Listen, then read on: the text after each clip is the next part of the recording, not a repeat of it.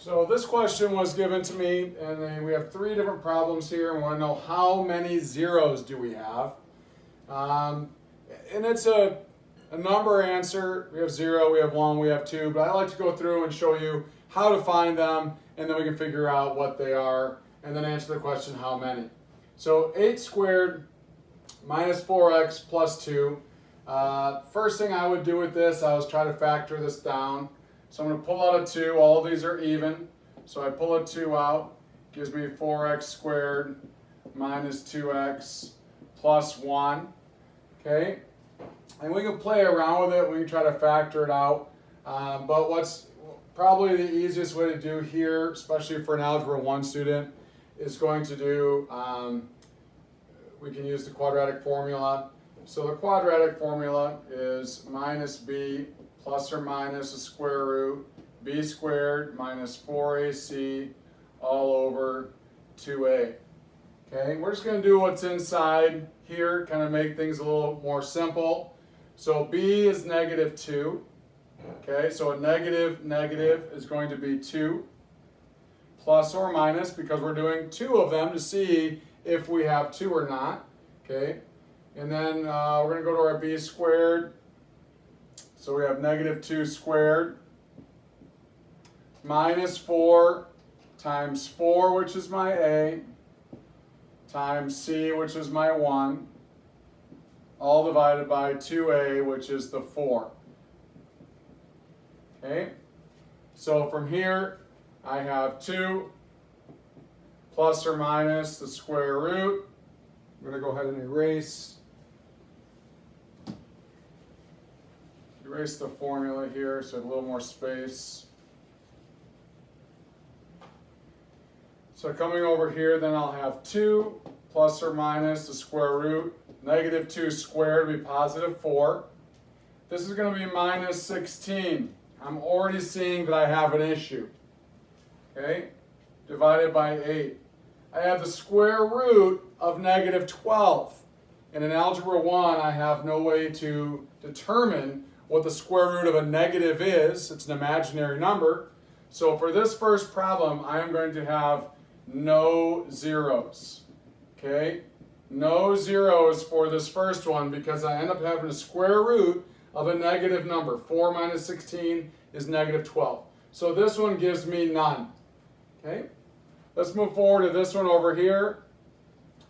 I'm going to move my 16x squared over. Okay? And then I'm going to rearrange it so that gives me a positive y. Y equals minus 16x squared. Because I subtracted it over here to this side. So I subtracted it, gave me y equals negative 16x squared. How many zeros? Okay, what value of x makes y 0? That's what zeros means. What value for x gives me that y is 0? And I only have 1. Because it's a multiplication here, I only have x equals 0. When x is 0, this whole thing goes to 0 and y is 0. So I have 1, 0, and that's where x equals 0. That's all that I have. Okay, so this one was none because I have the square root of a negative number. This one is 1 because I only have x equals 0 that will make my y 0.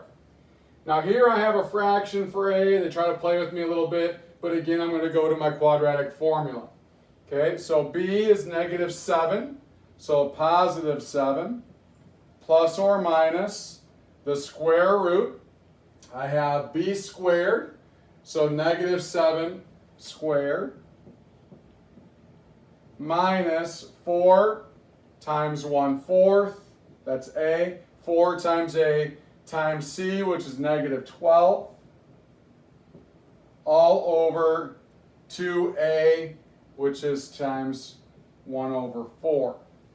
Okay, so I now have 7 plus or minus the square root. Negative 7 squared is a positive 49.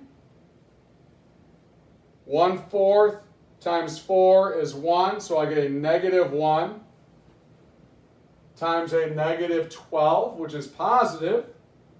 Okay, negative 1 times negative 12 is going to be a positive 12, all divided by 1/2.